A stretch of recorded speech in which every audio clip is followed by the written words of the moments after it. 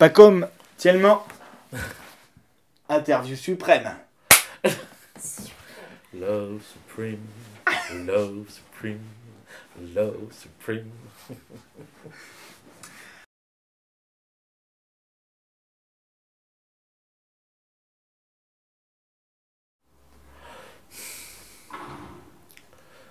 Quand j'ai commencé, en fait, je voulais faire de la bande dessinée quand j'étais enfant. Je voulais faire de la bande dessinée. C'était surtout ça que je lisais. Je lisais des bandes dessinées et je dessinais. Et en fait, ma mère est égyptienne et elle prenait des cours d'égyptologie. Elle prenait des cours d'égyptologie avec une professeure d'égyptologie qui s'appelle Bernadette Menu et qui est la mère de Jean-Christophe Menu, qui ensuite est devenu non seulement le dessinateur Jean-Christophe Menu, aussi éditeur de l'association et tout ça. Entre Menu et moi, il y a 10 ans d'écart à peu près. Donc quand j'avais 12 ans, je me passionné pour la bande dessinée. J'ai rencontré via nos mères Jean-Christophe Menu qui a été un peu comme un mentor. Et via Menu, j'ai rencontré aussi Matt Conture, Kilofer, et puis aussi à travers un libraire aujourd'hui décédé, Jacques Noël, qui tenait la librairie Les Yeux Fertiles, puis ensuite Un Regard Moderne. J'ai découvert aussi les Gravesines, donc Placide, Museau, Captain Caverne, Bazooka en amont, Olivia Clavel. Et à travers ces rencontres, je faisais un fanzine, enfin avec eux, je faisais un fanzine Gravesine, qui s'appelait Réciproquement. Et donc ça, j'ai fait ça pendant quelques années. Mais je peux pas dire que j'avais trouvé vraiment ce que je voulais faire. C'est quelque chose qui me stimulait énormément parce que j'avais une admiration folle pour eux et j'étais totalement pris par tout l'univers qu'ils déployaient, et puis, mais en même temps, la musique me passionnait et le cinéma et la poésie. Et donc tout ça se mélangeait et je savais pas très bien dans quelle direction j'allais aller. Et je faisais un peu de tout en fait. Donc et un peu tout, un peu mal quoi. Donc j'étais un espèce de canard. Donc un canard comme le canard. Je nageais pas très bien, je volais pas très bien et je marchais pas très bien. Et donc T'es dans ton coin. voilà. Et donc vilain petit canard au bout d'un moment a décidé d'écrire. Et donc du coup après ça, on arrive au moment où l'âge adulte, et là, je fais plus un fanzine, mais une sorte de revue avec d'autres gens. Cette revue, elle s'appelle Spectre. Et là, je commence à écrire des choses qui peuvent s'apparenter à des essais, ou en tout cas qui vont dans cette direction-là, et avec l'idée que je vais vraiment commencer à explorer à travers mon premier essai, Poppermost, de donner à l'essai une espèce d'énergie qui est comme une énergie romanesque. Et alors, comment dire ça? C'est-à-dire que... Mais ça, je le découvrirai en l'écrivant. C'est-à-dire que mon premier livre, Poppermost, je l'ai écrit vraiment sur un coup de tête et sur un défi. Il y avait Bastien Gallet qui faisait la revue Musica Falsa. Il crée une maison d'édition qui va appeler l'édition MF. Moi, j'écrivais dans Musica Falsa des petits textes sur la pop musique parce que ça m'intéressait bien et j'essayais de voir si j'avais trouvé des choses amusantes à faire sur la pop. Et Bastien Gallet dit je fais une maison d'édition, est-ce que tu voudrais nous faire un livre?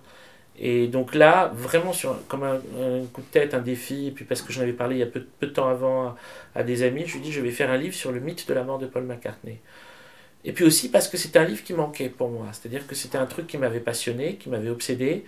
J'y avais moi-même cru quand j'étais adolescent, donc j'avais cru que Paul avait été tué et remplacé par un sosie. Je sais, c'est grotesque, mais c'est des choses qui arrivent, on peut croire à des choses grotesques. Et comme l'histoire elle-même me semblait vraiment passionnante et me semblait nécessiter un livre, bah, j'avais dit ça. Et donc j'avais commencé à écrire ce livre-là avec l'idée comment j'aimerais, si je devais trouver ce livre, à quoi j'aimerais qu'il ressemble. Et donc j'avais commencé à écrire un essai avec l'idée, je vais écrire l'essai que j'aurais envie de lire. Et ça, on peut dire que ça a toujours été ma constante quand j'écris un livre, c'est que j'essaye toujours d'écrire le livre que j'aurais envie de lire. Et donc je mets plus ou moins toujours dans une espèce d'entre-deux, entre entre le mec qui est en train de faire, qui est aux cabines, et le type qui est au-dessus et qui veut regarder le paysage. Donc j'essaye d'être le lecteur de mon propre livre, ce qui est très difficile. Ça demande une espèce de dédoublement, un truc un peu bizarre, parce que la pente naturelle, quand on écrit, c'est d'être très complaisant par rapport à ce qu'on écrit, ou d'être très... vouloir dire plein de choses. Et quand on est lecteur, enfin, en tant que lecteur, j'aurais tendance à être beaucoup plus soustractif. Quand je lis un livre, à me dire il m'emmerde avec ça, il m'emmerde avec ça, il m'emmerde avec ça, et go to the point, dude. Et donc, j'essaie d'imposer ça à mon deuxième être, quoi. Du coup, et c'est ça que j'ai essayé de tester avec ce premier livre, Poppermost, c'est-à-dire que j'essayais de, grosso modo, de voir à quoi pouvait ressembler un livre que j'aurais envie de lire sur un sujet que je voulais voir traité, et je ne savais pas encore comment j'allais le traiter. Et je ne savais pas pourquoi, comment dire, j'avais envie d'écrire des livres, et à cette époque-là, je pensais encore que j'allais écrire des choses comme des romans, par exemple. Euh, J'avais une vingtaine d'années, un petit peu plus, 22-23 ans. J'avais été très marqué, très influencé en termes romanesques par Thomas Pynchon. Alors Thomas Pynchon, le grand romancier américain, alors là ça aurait été un peu dur comment dire, de compétition, s'annoncer difficile, très difficile. Et j'avais aussi beaucoup aimé déjà les romans de Philippe K. Dick. Mais j'aurais été incapable d'aller dans cette direction-là complètement. Alors en prenant l'essai et en traitant cet objet-là, l'essai comme une forme, on va dire, qui était une forme qu'on pouvait encore transformer, une forme qui avait encore comme possibilité de nombreuses métamorphoses, et où j'avais l'impression, comment dire, l'essai était encore une forme neuve, quoi, qui n'avait pas encore eu ces grands chefs-d'œuvre et ces machins. Et donc on pouvait encore l'aborder avec une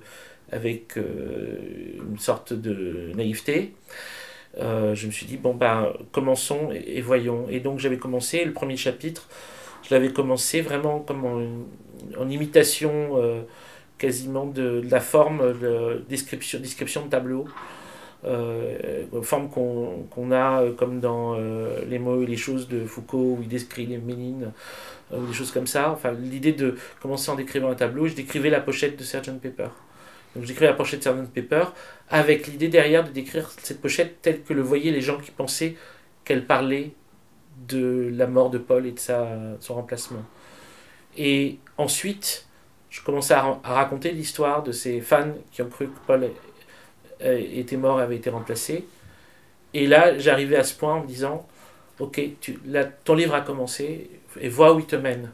Et j'avais rien vraiment prévu, je savais pas du tout où j'allais aller. Et à mesure que j'avançais, je commençais à voir comment on pouvait composer un essai, et comme on va dire que j'ai un côté très obsessionnel sur à la fois les thèmes, mais aussi sur la construction, c'est-à-dire sur, on va dire, des constructions très chiffrées, donc je me disais, ok, ça commence là, dans 3 chapitres il faut qu'il y ait ça, dans 3 chapitres il faut qu'il y ait ça, etc. Je commençais à penser à la construction de façon très rythmique, et j'étais heureux, quoi. Enfin, vraiment, je crois que c'est un des plus grands bonheurs de ma vie, quoi. J'ai kiffé ma race grave quand j'ai découvert ce truc-là. C'était comme si je découvrais un jeu, vraiment un jeu que j'étais trop heureux de jouer. Donc, en dehors même des questions de signification qui allaient apparaître, simplement le parcours fléché que représentait la construction d'un essai, les figures qui allaient être convoquées, le fait que j'ai compris que je pourrais commencer à faire éclore des significations sur telle ou telle chanson, et que j'allais arriver là, et tout ça, c'était ouais, un des plus beaux jours de ma vie. Et assez vite, finalement, ça s'est transformé en une quête. À l'époque, j'avais aucun élément mystique vraiment à ma disposition. Je n'avais jamais lu vraiment de texte mystique.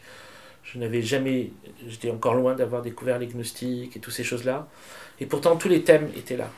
Et les thèmes étaient là sans pouvoir être traités véritablement dignement comme ils devraient être. Donc ils étaient là en friche. Le double, le remplacement, la métamorphose, comment dire, le fait que l'interdit religieux par rapport à ça, c'est-à-dire que ce qui m'avait frappé par rapport aux Beatles, c'était la colère de l'Église vis-à-vis des Beatles. Je me dis, mais comment est-ce que l'Église peut être aussi en colère contre des gens qui ne font que prêcher la paix et l'amour dans le monde, quoi. Ouais, grosso modo, qui sont en colère contre, mettons, les Rolling Stones, je pouvais piger, mais alors contre les Beatles, je me dis, ah, mais alors peut-être que ce qu'ils proposent est beaucoup plus grave pour une Église encore. C'est-à-dire que le problème n'est pas tellement finalement l'adéquation entre... Au contraire, l'adéquation entre le message et celui du Christ était ce qui posait problème.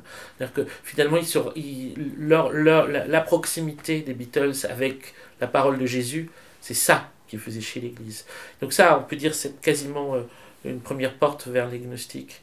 Et aussi, Philippe K. Dick et l'intérêt de Dick pour... comment dire, le rôle de Strawberry Fields dans la vie de Dick. Ça, c'était déjà aussi des éléments que j'avais. Et donc, ça s'est mis en place comme ça. Et c'était un premier essai, Poppermost. Et, quand le livre était terminé, par bravade ou par défi, j'avais mis du même auteur, Économie Esquimau, apparaître. Je savais absolument pas ce qu'il y aurait dedans. C'était juste une manière comment dire, comme un acte magique qui appelait la possibilité d'un autre livre.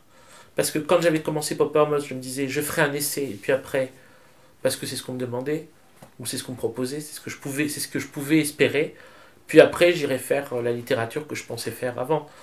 Et j'aurais je sais pas quoi, j'aurais été formé. Et en fait, une fois que j'avais terminé Poppermost, c'était tout le cas. Ce que j'avais envie, c'était de continuer à explorer l'essai. Je me disais, là, j'ai un endroit où j'ai à peine commencé encore à voir ce que ça peut, vers quoi ça peut aller et ce que ça peut, transformer. Et on peut dire, entre Poppermost et ensuite Économie Esquimau, puis L'Homme électrique, qui sont mes 3 premiers essais. Donc les Beatles, Zappa, et ensuite un vraiment axé poésie avec Nerval, Artaud, Le Grand Jeu et tout ça. Et dans L'Homme électrique, les gnostiques sont déjà présents, ils viennent d'arriver. Simon le magicien vient d'arriver. Et on peut dire que c'est comme une première... c'est comme un premier séjour. Voilà, c'est ça. C'est mon premier séjour dans un continent que je découvre, qui est celui de l'essai, et qui est aussi celui des relations ou des connexions entre à la fois la culture populaire, la poésie dite maudite ou la poésie 19e, 20e siècle française, et les gnostiques. Et on peut dire que c'est avec ces 3 éléments-là, plus ou moins, que je vais avoir à jouer dans le reste de ma vie.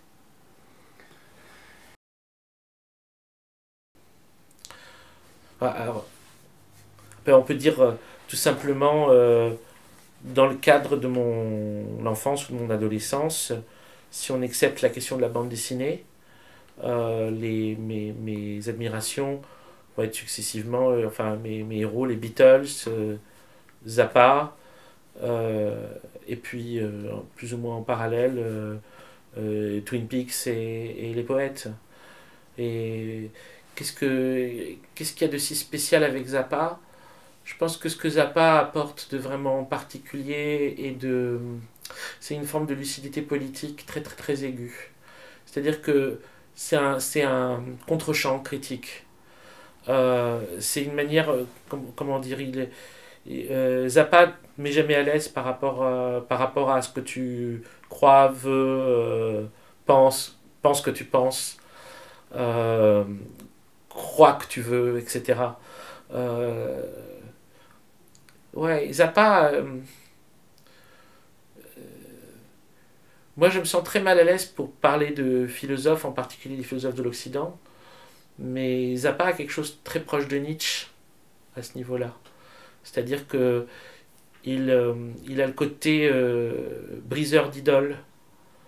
Et par rapport à une période qui a été traversée, on va dire, par l'humanité, qui est celle des mouvements de la jeunesse, des années 60, et jusqu'à aujourd'hui, enfin les 50 dernières années, elles ont été nourries à la fois par beaucoup d'espoir, beaucoup de volonté, et en particulier des mouvements globaux pour la paix, l'amour, plus de justice, etc. Et de l'autre côté, des contre-coups d'une violence dingue, venue du pouvoir dingue. Et Zappa est un peu quelqu'un qui, dès le début, ne cesse de te dire, fais gaffe, le pouvoir est en train de changer d'arme. Toi, tu es encore en train de te dire, c'est bon, on vient de gagner la bataille, on va gagner la guerre. Et lui te dit, tu as juste gagné une bataille, et encore, pas vraiment. L'ennemi s'est retranché dans son camp, mais il va revenir plus puissant encore. Et Zappa a toujours été ce truc-là, il a été comme une sorte de vigie. Dans les années 60, déjà, la façon dont il a à la fois participé, comment dire, à la fois il a été à l'avant-garde des mouvements de la jeunesse et il a été leur premier critique. Et c'était dans un même mouvement, c'est dans un même mouvement. Il était dans le truc de libération et dans le truc où il disait faites gaffe, c'est déjà récupéré. Et c'est toujours ça. Et il l'a pas du tout fait dans un geste de type nouveau réactionnaire, ce qui est souvent le cas. C'est-à-dire, grosso modo, souvent, en fait, c'est le mouvement classique qu'on connaît surtout en France, c'est l'ancien 68 art devenu contempteur de la jeunesse de son époque. C'est ça qu'on a le plus connu, Cohn-Bendit et compagnie, Romain Goupil et tous ces sales types. Zappa n'est pas du tout sur ce mouvement-là ou ce geste-là. Il est en train déjà de te dire, ce qu'il te dit plus précisément, c'est comment dire, il te fait mesurer en gros le prix réel de la liberté, le coût réel de la liberté. Déjà, il te rappelle toujours l'existence du reste du monde et en quoi l'Occident est toujours un privilégié par rapport au reste du monde, et tant que ce truc-là continuera, en fait, il n'y a rien à espérer, parce que tout ce que tu gagneras se gagnera toujours contre quelqu'un. Malgré tout, les mouvements de la jeunesse des années 60, ils ont été merveilleux, mais ils ont été merveilleux malgré tout dans le refus de vraiment prendre en compte que la prospérité de l'Occident dépendait, enfin, naissait de la pauvreté dans laquelle il laissait le reste du monde, dans les abus qu'il continue à faire, et qu'il continue encore aujourd'hui. Et l'époque post-coloniale ne l'est que de façon apparente, fondamentalement, par tout un système économique. L'Occident continue à tenir partiellement, mais de façon très offensive. Un certain nombre de pays encore se sont joués. Et tous ces éléments-là sont des éléments que Zappa te force toujours à prendre en compte. Il te force toujours à prendre en compte le tout, la totalité du monde, l'Orient, l'Afrique. C'est très complexe, c'est très étrange comme geste, le geste de Zappa. Mais il arrive toujours à te montrer ça. Et donc du coup, il y a quelque chose de très virulent dans sa musique, parfois de très violent en termes de comique, il peut être très très très sarcastique. Mais son sarcasme, n'est jamais sur il n'y a jamais un côté pessimiste ou désespéré. C'est jamais pour te laisser tomber, c'est toujours juste pour te réveiller. Deux, il y a toujours une dimension de générosité. C'est pour te dire, ok, alors tu dis que tu aimes, commence à travailler. Donc il y a tous ces éléments-là chez Zappa qui sont très importants. Et puis, après, il y a ce qu'on a appelé, c'est pas ma terminologie, mais je la comprends, la question du maximaliste. Zappa, c'est une musique où il y a le plus de choses possibles. Et le plus de choses possibles dans une seule chose. Donc normalement, un disque n'explore pas qu'un univers chez Zappa, mais il en explore 10, 15, 20. Un morceau doit comprendre à la fois une dimension pop, une dimension musique classique, une dimension jazz, une dimension expérimentale, une dimension comique, une dimension sérieuse. Et puis ce truc-là est extraordinaire, cette espèce de moment où quand on entend Zappa, on ne sait pas si si c'est une parodie ou si elle est sérieuse. La musique qu'on entend, est-ce qu'elle est là pour se moquer d'un type de musique ou est-ce qu'elle est là pour embrasser ce type de musique? Chez Zappa, c'est le même geste, c'est-à-dire que le geste de comique est aussi un geste poétique. Et ça, c'est quelque chose qui renvoie à un fond carnavalesque.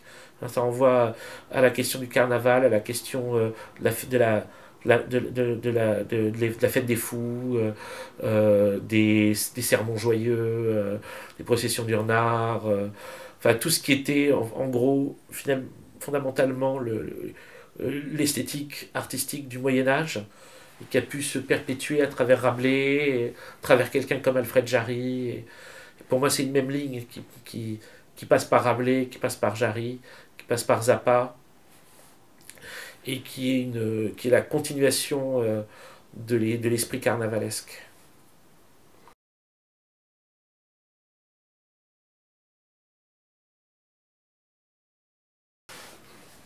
La relation entre les gnostiques et les poètes, elle a été faite bien avant moi. Et le premier à avoir essayé de façon très structurée d'en établir les ponts, les liens et d'expliquer ça, c'est un membre du Grand Jeu qui s'appelait Roger Gilbert-Lecomte. Roger Gilbert-Lecomte, de nombreuses reprises, a essayé d'expliquer le grand mouvement de la poésie visionnaire. C'est plutôt ça le terme qu'il faudrait utiliser d'ailleurs, plutôt que poésie maudite. Je devrais arrêter d'utiliser ce terme qui est un terme maudit, justement, pour poésie visionnaire, et qui est un truc qui commence vraiment avec Blake.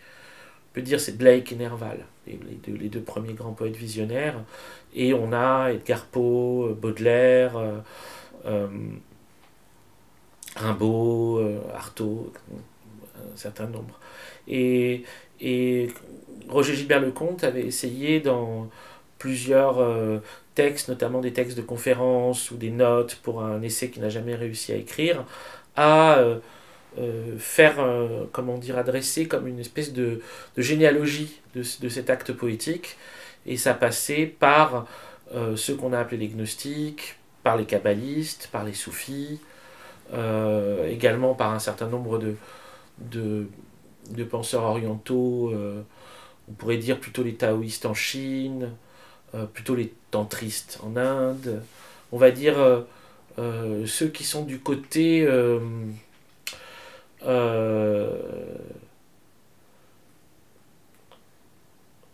bizarre de la tradition. La tradition, non en ce qu'elle est un vecteur d'ordre, mais en ce qu'elle ne cesse de se renouveler, cesse de renouveler en tout cas ses formes. Donc où elle propose toujours des formes qui sont des formes renvoyant non pas à un cosmos organisé, ordonné, mais à une permanente recherche d'une émancipation. Et c'est ça, en fait, je crois, qui est le grand geste principal, qui est de chercher sans cesse de nouvelles façons de sortir d'une prison. Et là-dessus, on peut dire vraiment nos maîtres, ils n'aiment pas le terme de maître, c'est des sans-rois, c'est ce qu'on a appelé les gnostiques, et que j'ai préféré appeler sans-rois parce que Jésus les appelle sans-rois dans les textes de Nag Hammadi, à Basilius Général, la génération sans roi ou la race sans roi. Et justement, ce Jésus-là, le Jésus des textes de Nag Hammadi, il dit je ne suis pas venu en seigneur, mais en soutien. Je suis votre frère en secret. Donc, déjà, l'idée de Jésus comme frère en secret, on peut voir le point commun avec les membres du Grand Jeu qui s'appelaient les frères simplistes. C'est-à-dire que dans l'idée des frères simplistes, donc c'est vraiment l'univers des frères, c'est un univers justement où la hiérarchie est brisée, est cassée, où on saisit la hiérarchie comme quelque chose d'artificiel, de forcé, de créer pour tenir les gens en cage. Tout univers hiérarchique est un univers de prison, c'est un univers de contrainte. Et c'est pour ça, vis-à-vis de ça, si on en renvoie tout le temps à la question carnavalesque ou à la dimension carnavalesque, c'est parce que le carnaval est la trace de la perpétuation, de la tentative de l'affranchissement au sein même des sociétés hiérarchisées et ordonnées. C'est-à-dire que l'être humain ne peut pas vivre dans une hiérarchie permanente. Comme on sait qu'il ne peut pas vivre, comme on sait que fondamentalement, dans tout être humain, il y a quelqu'un qui crie pour sortir de cette prison, on lui octroie des petits espaces. Parce qu'il n'y a pas le choix. C'est comme les congés payés, quoi.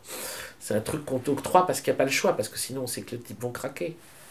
Mais ça renvoie à une idée et une idée qui est traversée à travers toute l'histoire, qui est que fondamentalement, on doit sortir de ce merdier. On doit sortir de ce merdier, c'est pas normal. Il y a quelque chose de profondément tordu dans l'ordre de ce monde. Donc on n'embrasse pas la forme de ce monde.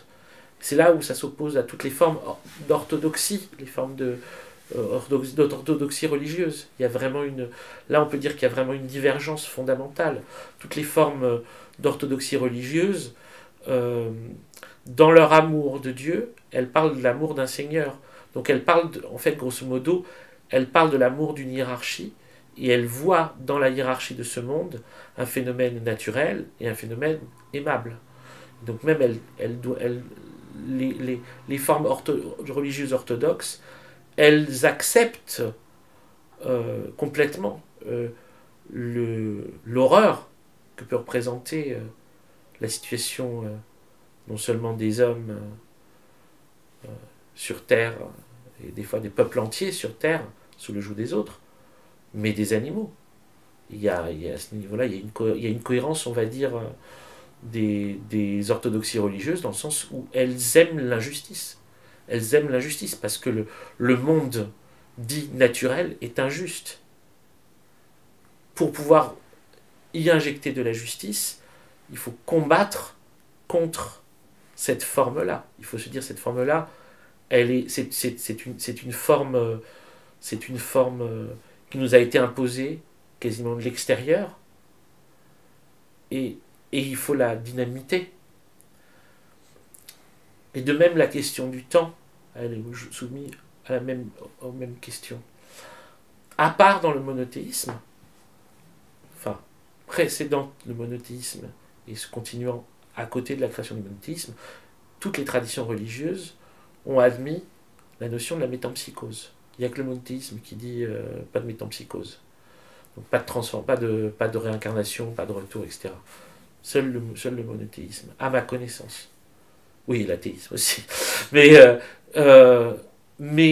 quel est le sens à donner à l'idée de revenir? Quand on lit les gnostiques, ils admettent la métempsychose. Ils l'admettent complètement, à la différence des chrétiens. Ils admettent la métempsychose. La métempsychose est là, mais presque comme on peut imaginer qu'on croit toujours, un peu comme dans Le Prisonnier, il croit toujours qu'il s'évade du village, mais on le refout dedans. Tant qu'on n'aura pas trouvé la clé de sortie, on est condamné à revenir. Il y a c'est une espèce de terreur, ce monde et ce temps. Cet espace et ce temps sont dans un état de terreur, nous mettent dans un état de stupeur et à l'intérieur, on est tout le temps en lutte pour le transformer. Jusqu'à qu'on le transforme, il sera toujours soumis à ça. Mais on peut le transformer. À la limite, seul nous pouvons le transformer. Donc, on peut dire qu'il y a ça comme continuité avec les gnostiques. Et ceux qu'on a appelés les gnostiques, donc, qui apparaissent donc, dans la suite de Jésus, c'est une histoire complexe. Je ne sais pas si je peux la résumer de façon à ne pas faire une parenthèse de 300 pages.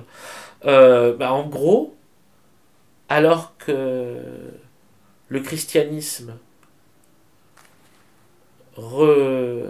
réintègre la parole émancipatrice de Jésus dans un ensemble ordonné soumis à l'amour du Seigneur, en gros, ils ont refait une forme encore plus rigide de monothéisme à partir de la parole d'une personne qui n'a cessé d'essayer de nous aider à nous en émanciper, ceux qu'ils ont appelés péjorativement les gnostiques, donc les 100 rois, eux ont essayé de vivre selon les principes énoncés par Jésus.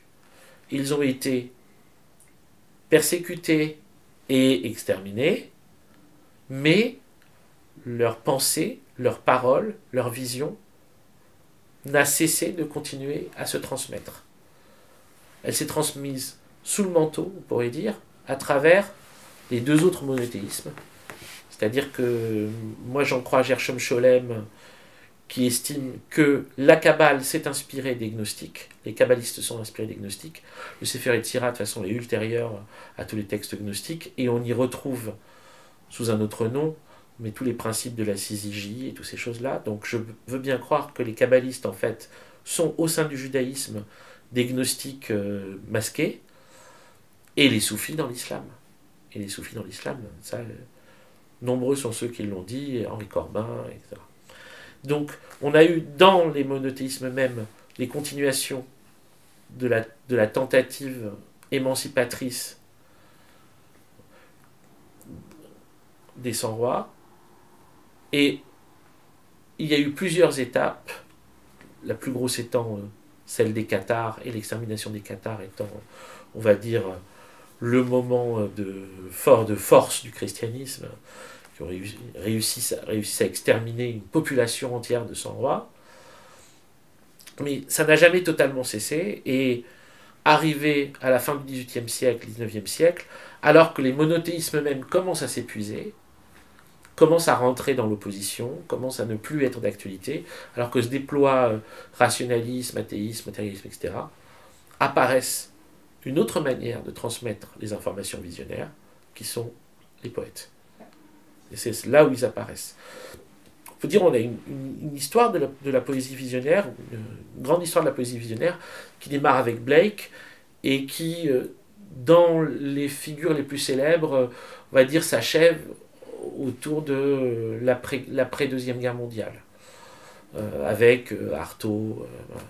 Mais ils ont continué ensuite, les poètes. Mais simplement, on a cessé de mettre la poésie en avant. C'est-à-dire que on peut dire c'est comment le prince des ténèbres retrouve toujours ses marques, quoi.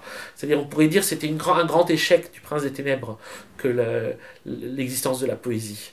Pendant un siècle et demi, 2 siècles, ces phares qu'ont été les poètes, même s'ils se sont sacrifiés pour ça, même s'ils en sont morts dans des circonstances terribles, ils ont porté haut le flambeau de la beauté et de la vérité. Et c'est quelque chose qui est élu et qui fait que derrière, des générations entières ont eu envie de vivre selon les principes de Rimbaud, de vivre les principes du surréalisme, etc. Et ça s'est arrêté à partir du moment où globalement, ce truc très bizarre a eu lieu. Je ne dis pas que c'est l'intervention directe du démiurge ou du prince des ténèbres, mais disons que ça les arrange bien. Qu'on a commencé à parler, et à parler beaucoup de littérature, en ne parlant plus du tout de poésie. Et c'est quelque chose de mystérieux. C'est-à-dire que si on achète aujourd'hui un journal comme, mettons, le Magazine littéraire, et qu'on prend les 10 dernières années de publication du Magazine littéraire, mais combien de pages sur la poésie? Si on en a 10 par an, on est content. Hein, c'est quand même incroyable. La littérature ne comprend plus la poésie. Elle ne la comprend plus. Ou alors, on considère la poésie comme un fait du passé.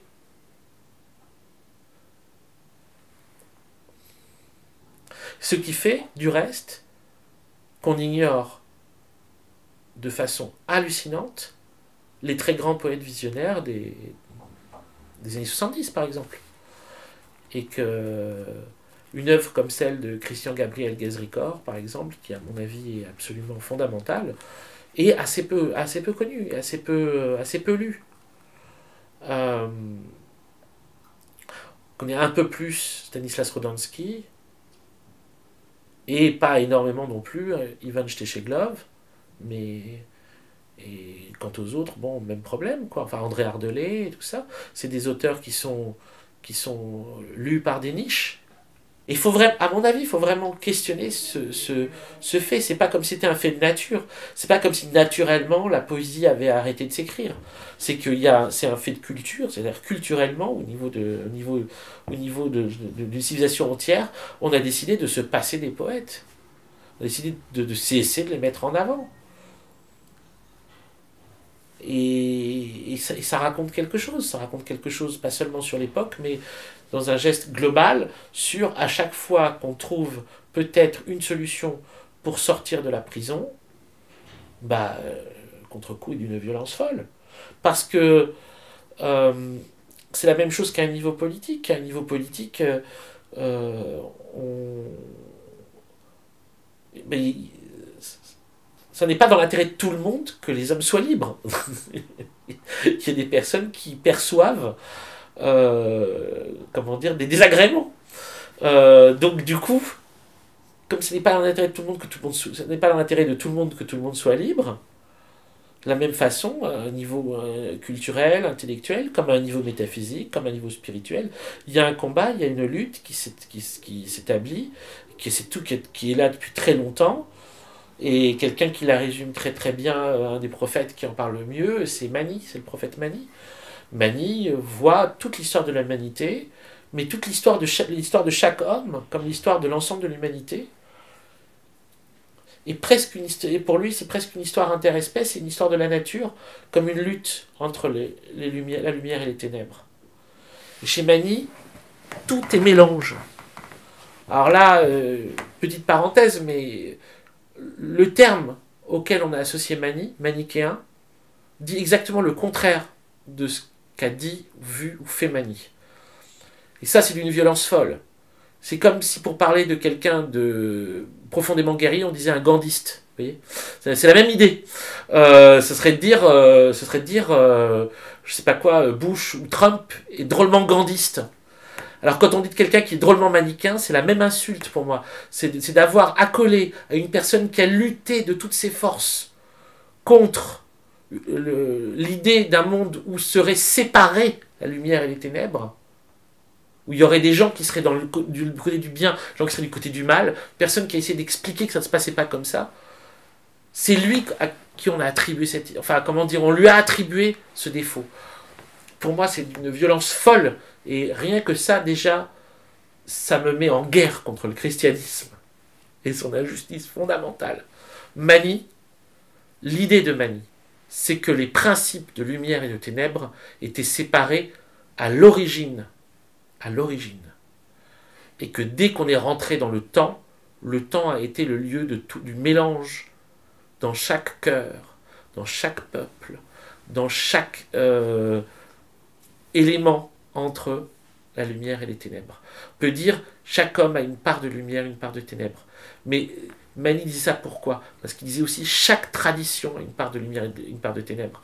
Et donc du coup, toute guerre religieuse est une connerie, dans le sens où ce qui compte, ce n'est pas qu'une religion l'emporte sur une autre, mais c'est que dans chaque religion, la part de lumière l'emporte sur la part de ténèbres. C'est pour ça que les guerres entre peuples sont des conneries, etc. C'est pour ça que Mani était profondément pacifiste. Il était profondément pacifiste, il était indifférent à la religion que les gens avaient, mais surtout il était obsédé par l'idée que cette guerre était sans fin, et qu'elle se jouait même au niveau de la nature. Et qu'au niveau de la nature, il y avait dans chaque élément naturel une part de lumière, une part de ténèbres. Et il voyait les ténèbres comme venant du plus profond de la terre. Et c'est là où, lorsque on a trouvé le pétrole et compagnie, pour moi, le pétrole, les descriptions du pétrole sont très proches des descriptions de ce que Mani faisait du liquide noir au centre de la terre, qui était le corps même du prince des ténèbres. Donc c'est comme on avait libéré le prince des ténèbres par le pétrole. Mais ça, c'est une autre histoire. Mais je disais, les modes superandi de l'émancipation, à chaque période, quand on en trouve une, quand on trouve un moyen de s'émanciper, le monde des ténèbres essaye de trouver un moyen une manière d'y répondre. Parce que le combat n'est jamais fini. C'est la même chose par rapport, par exemple, je pourrais dire,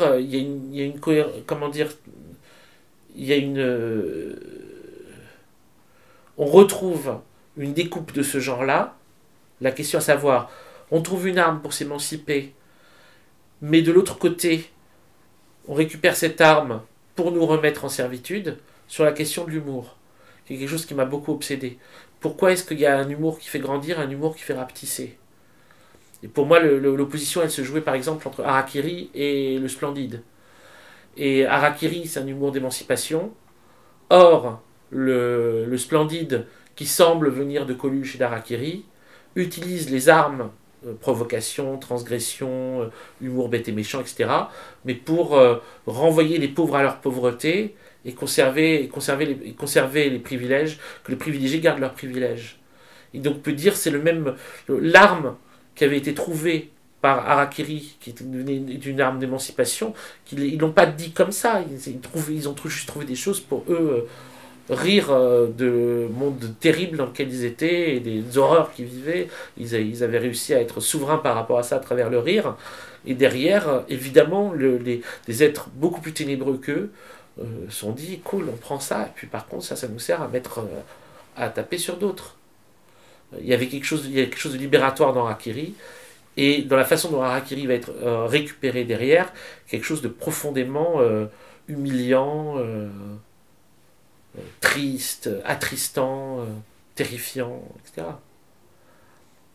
Pas que le splendide, parce que c'est un mouvement beaucoup plus général qui traverse l'ensemble des années, fin des années 70, 80 et jusqu'à aujourd'hui. Disons que, à peu de choses près, tout ce qui a pu se donner comme descendant, par exemple, de l'humour pété méchant, opère un geste qui est complètement le contraire.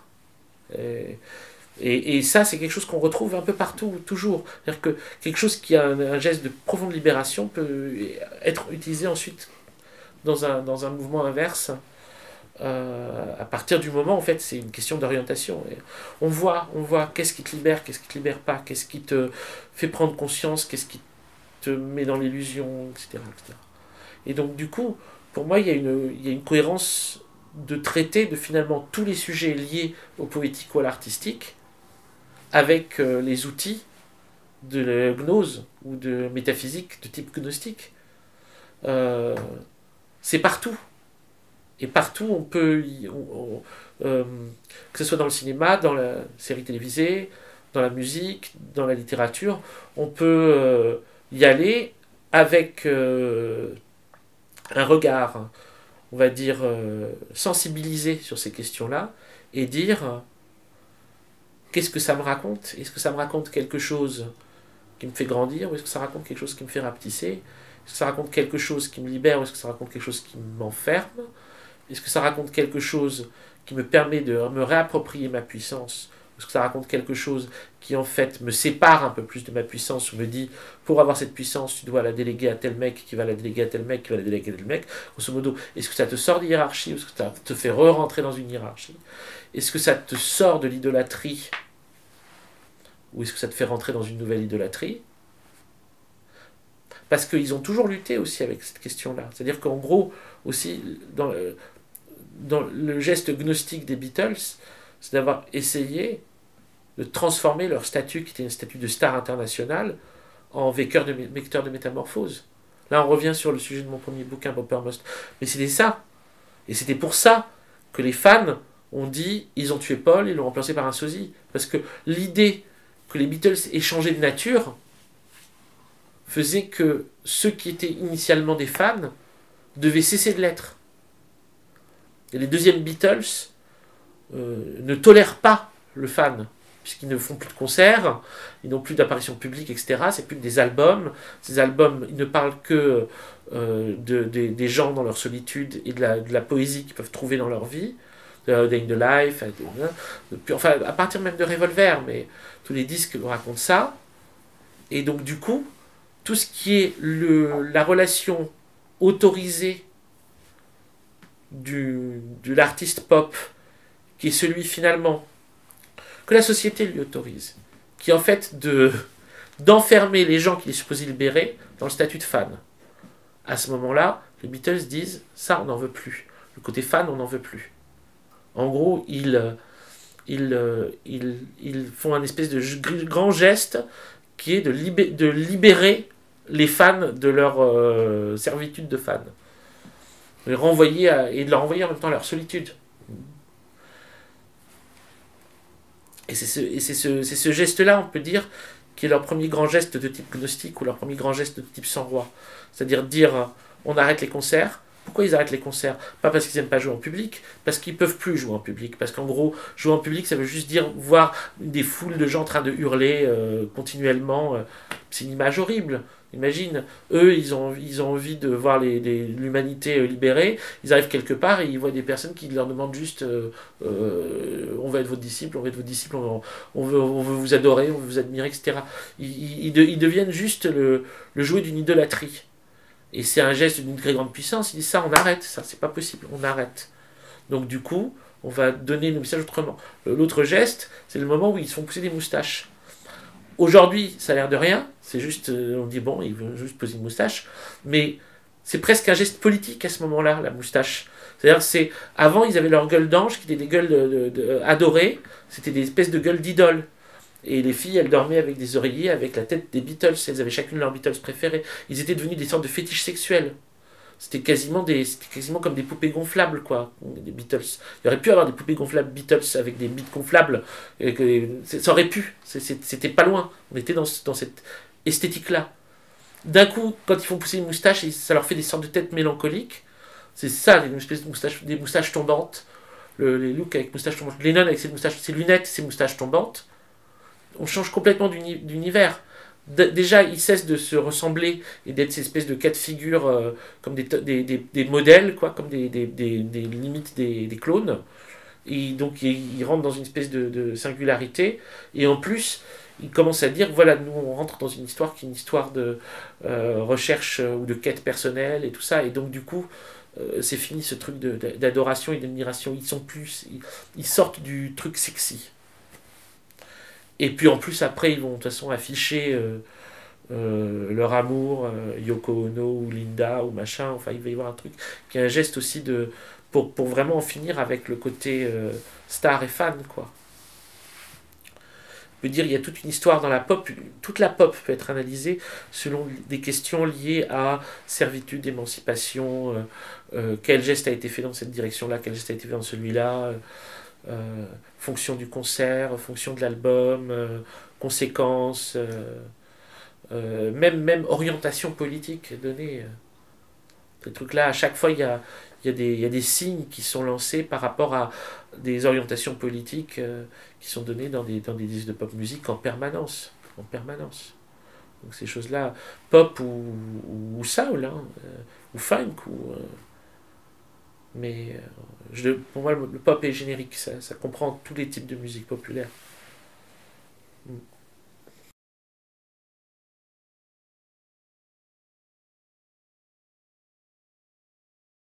Alors, moi, je propose une hypothèse qui va se rapprocher de celle qui est à la fin du livre La victoire des 100 rois, qui est un peu le livre que j'ai écrit, qui est le plus proche, en tout cas, de ce que j'aurais envie de transmettre. Mais c'est celui qui, enfin, va dire, dresse, on va dire, l'histoire la plus complète possible de la question liée au gnostique, et qui passe aussi par ces transformations dans la culture populaire. Le dernier chapitre est sur l'idée de les gens les plus importants, c'est ceux qu'on ne connaît pas. Moi, je propose l'hypothèse, hein, vraiment, alors là, c'est qu'une hypothèse. S'il y a des libérés, vraiment, s'il y a des êtres qui ont réussi à sortir de la prison, c'est normal qu'on ne les connaisse pas. Ils essayent de nous transmettre des choses, exactement comme la divinité essaye de nous transmettre des choses. Ils essayent de nous passer des messages à travers les murs de la prison. Tout ce qu'on a, c'est des trucs qui sont comme des limes pour scier les barreaux, cachés dans des morceaux de pain, quoi. C'est des choses comme ça. Si on considère, c'est une vision du monde, hein, si on considère que gnostiques, manichéens, cathares, poètes ont eu raison de se voir ou de nous voir comme tous naissant dans une prison, alors oui, il y a des geôliers, il y a des prisonniers, il y a des geôliers, il y a des émeutiers, et les libérés, eux, ils sont de l'autre côté, ils sont vraiment de l'autre côté. Et on peut connaître, ça c'est une idée intéressante qu'il y a dans le bouddhisme, et qui est une idée qu'avait voulu reprendre Philippe Cadic pour le dernier roman, celui qui n'a pas écrit, mais dont on a plusieurs versions, dont une qui est particulièrement belle, qui raconte dans des interviews, enfin il dit j'aimerais écrire un roman qui blabla. Le dernier roman qu'on a dit c'est La transmigration de Timothy Archer, et celui qui voulait écrire qui était Le hibou à la tombée de la nuit, Le hibou à la tombée de la nuit, euh, devait reprendre cette idée qui vient du bouddhisme, qu'il y a des personnes qui sont libérées dans la vie et qui ont décidé de rester pour aider les autres à se libérer. Dans le récit que Dick avait prévu. Idée géniale de représentation de l'idée gnostique, encore d'une autre façon. C'était de présenter en fait un monde un peu comme un parc d'attractions, comme un espèce de gigantesque Disneyland, parc à thème, comme un parc à thème. Et en fait, le créateur de ce parc a perdu la mémoire de cette création, et il est enfermé dans le parc par un imposteur. Il l'a foutu dans le parc et il n'arrive pas à sortir du parc. Donc grosso modo c'est un peu l'idée aussi des deux dieux, de la véritable divinité et du mauvais démiurge qui a pris le pouvoir. Et donc en fait à un moment ce créateur là, par un certain nombre d'épreuves etc., finit par réussir à avoir la conscience et peut sortir, et au moment où il peut sortir il décide de rester pour aider les autres à sortir. Et c'était ça l'idée que voulait développer Dick dans ce roman. Et on trouve là-dedans l'idée du libéré vivant, du délivré dans la vie. Et donc quelqu'un qui normalement pourrait sortir et décide de rester volontairement pour aider les autres. Alors,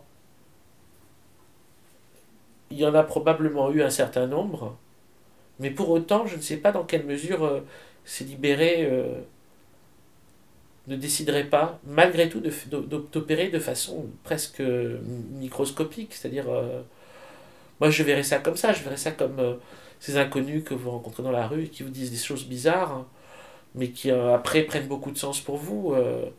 Ces espèces d'idées de rencontres, ces rencontres fondamentales, mais avec des personnes que vous ne reverrez jamais. Et à mon avis, cela, on peut dire, c'est une sorte de libéré vivant, délivré dans la vie. Enfin, à mon avis, à partir du moment où on produit une œuvre, que ce soit une œuvre artistique, métaphysique ou intellectuelle, euh, on cherche à se libérer, mais on n'est pas encore libre. On peut ne pas être loin, mais on n'est pas encore libre. Je pense que quand on est libre, vraiment la personne libre ou libérée, elle appartient plus aux conditions de l'espace et du temps. Parce que le principal, comment dire, la prison principale, comment dire, la serrure ou le verrou principal, c'est celui du temps. D'où d'où la focalisation de l'alchimie, entre autres, mais l'alchimie c'est vraiment central, sur l'idée de la pierre. Et donc du coup, imaginez que les alchimistes qui ont trouvé la pierre, eux n'appartiennent plus aux conditions de l'espace et du temps. Et quand on entend Cancellier qui parle de Fulcanelli, Fulcanelli, il l'a perdu à une époque, et puis 30 ans ou 40 ans plus tard, il le revoit sous la forme d'une jeune fille. Cette jeune fille, elle se tourne vers lui et lui dit tu me reconnais. C'est-à-dire qu'il traverse les formes.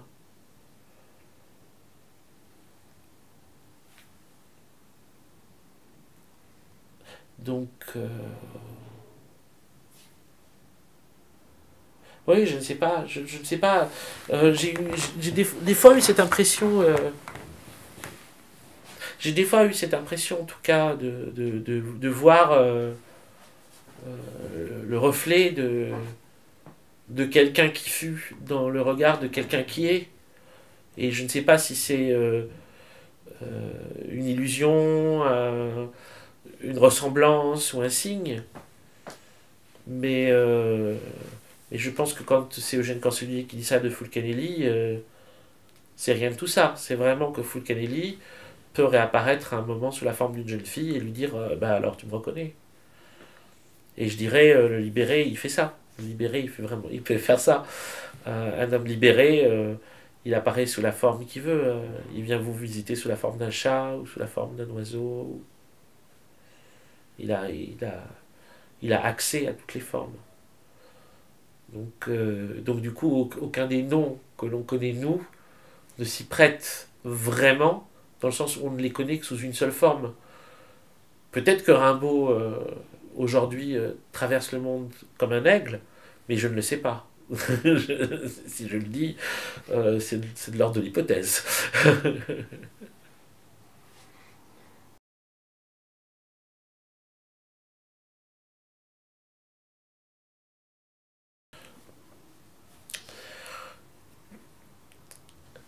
Très souvent, en fait, quand on aborde surtout des figures qui sont des figures qui ne sont pas tellement éloignées dans le temps, des figures de la pop qui ne sont pas tellement éloignées dans le temps, comme Elvis, les Beatles, David Bowie, etc. Et on se dit, et aujourd'hui, comment ça se passe? Qui est là par rapport à ça ou pour ça? Mais le truc, c'est que déjà, en fait, cette histoire-là, elle a atteint, on va dire, une forme d'acmé, une forme de déclin. Et elle s'est transformée. Et ce qui est un invariant, on va dire, c'est la nécessité qu'on a de trouver des musiques, et que dans ces musiques-là opèrent comme un vecteur de transformation. Mais par contre, je crois que beaucoup moins aujourd'hui, en tout cas, ces musiques passent par une narration personnelle, une narration individuelle, qui est le principe de la star. Euh, et on peut dire quasiment les dernières grandes figures qui ont exploré les possibilités de la star. Il y en a une qui a vécu enfin, qui a réussi à traverser pas mal d'épisodes dans sa vie et a pu aller assez loin par rapport à ça et a vraiment réfléchi sur la question. Celui qui était obsédé par cette question, c'est Bowie. Bowie, quand il sort 2 jours avant de mourir son dernier album, Black Star, et dedans, il fait quasiment une théologie négative de la star. Ça commence comme ça. C'est Black Star, c'est je ne suis pas une star de cinéma, je ne suis pas une star de porno, je ne suis pas une star gangster, etc. Je suis une Black Star. Et c'est quasiment comme si, dans théologie négative, quand le pseudo-Denis l'Aréopagite ou Maître Eckhart essaye de définir Dieu parce qu'il n'est pas, quoi. Et Bowie essaye de définir la star parce qu'elle n'est pas. Probablement parce qu'il était obsédé. Comment dire, c'est quelqu'un qui a eu un acte performatif qui a été je veux devenir une star et il l'est devenu. Il a créé Ziggy Stardust quasiment comme un modèle de star et cette star il l'est devenu. Il est devenu au point où il a failli en devenir dingue. Il a cherché il a cherché plein de techniques pour continuer à la rester sans devenir fou, qui ont plus ou moins bien marché. À un moment il s'en est presque dégoûté et c'est le disque d'avant Black Star où il fait The Stars Are Out Tonight où grosso modo les stars c'est vraiment c'est vraiment la pire des crapules, c'est la star. Et finalement, il regagne à l'envers avec la figure de la Black Star, parce qu'en fait, il se rend compte que la star a eu une fonction. Cette fonction-là, en fait, personne ne l'avait à ce moment-là. C'est-à-dire que pour pouvoir faire passer le message émancipateur, il a fallu passer par un vecteur, et ce vecteur était la narration personnelle, la narration individuelle. Ça, c'est une histoire qui s'est passée comme ça. Et elle traverse un certain nombre de figures qui vont des stars de cinéma aux stars de la pop. Et c'est un siècle en gros. Et un siècle, il y a le siècle des stars, quoi. Et on a, voilà, Charlie Chaplin. Et on peut dire ça va, donc au-delà de Bowie, sur des figures qui sont mortes avant lui ou mortes pas longtemps après lui ou qui sont bientôt mourir. Mais en gros, oui, on en a encore vraiment des figures de stars comme Michael Jackson ou Prince, tout ça. C'est des stars avec la narration individuelle que représente la question de la star et avec aussi en même temps la malédiction qu'elle peut aussi représenter. Toujours une sorte de malédiction, une sorte d'impossibilité. Finalement, y a une, quand même, il y a encore il y a un verrou qui peut pas sauter aussi quand on est une star. Il y a un verrou qui peut pas sauter. C'est pour ça que Lennon il a voulu cesser d'être une star. Il n'a pas vraiment réussi. Il a pas réussi complètement sa transformation, sa métamorphose. Et puis il en est mort. Mais donc du coup, est-ce qu'aujourd'hui il y a des figures comme Lennon ou Zappa ou Prince ou Bowie ou tout ça? Pas vraiment, mais parce qu'en même temps, les dernières à avoir vraiment, les dernières à avoir vraiment voulu rejouer cette histoire-là, elles en sont mortes beaucoup plus tôt, comme Kurt Cobain, comme Amy Winehouse, etc. C'est quelque chose qui est d'une incroyable dangerosité, mais on peut penser une autre relation entre la musique et le vecteur de transformation, ou la musique et l'anamnèse gnostique. Et pour moi, des exemples, des gens qui sont d'un niveau comparable en termes de puissance musicale et de beauté de ce qu'ils produisent, mais qui n'ont pas du tout la même manière d'être ou la même incarnation. C'est des personnes comme Evelyn Kang, Jessica Kenney, Trace Pruens, le groupe Secretive Three. La musique qu'ils proposent, les univers qu'ils convoquent, les métamorphoses qu'ils permettent sont d'une nature comparable, et en même temps ils le font depuis un lieu qui est plus celui de la narration de la star. C'est autre chose qui se joue, mais ça passe quand même par la musique. Et on peut trouver ça aussi dans la chanson. C'est plus rare parce que... Enfin, ou c'est plus difficile, mais c'est opérable. Peut-être parce que justement, dans la chanson est portée par un corps. Et ce corps, on a l'habitude d'une narration de type star. Mais ça peut être pensé autrement. Et c'est quelque chose qui est en train de se modifier, ou de se métamorphoser. Et pour essayer de devenir autre chose.